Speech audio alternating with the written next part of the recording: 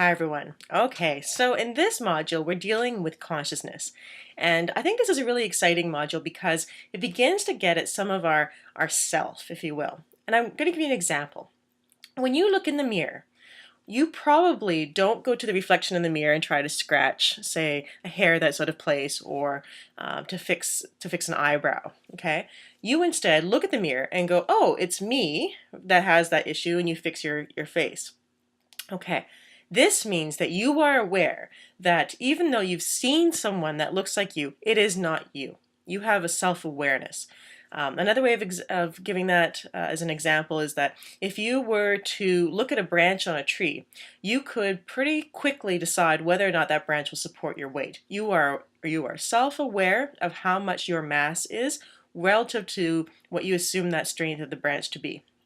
So this is self-awareness, and we can test this in animals such as elephants, dolphins. We've tested it in all sorts of different animals. And the way we do it is we will usually we'll anesthetize them, so put them to sleep temporarily. We'll put a red dot, sometimes in the middle of the forehead. That's the famous study from the 70s. They put a red dot in the chimpanzee's forehead. They woke the chimpanzee up, they gave it a mirror, and they watched what happened. And what they expected is that if the chimpanzee did not have self-awareness, it would look at the reflection and scratch the red dot in the mirror. If it did have self-awareness, it would realize that the red dot was on itself. And that's what happened. So chimpanzees are self-aware, as are many species. You're also going to learn, as I said, about why we sleep.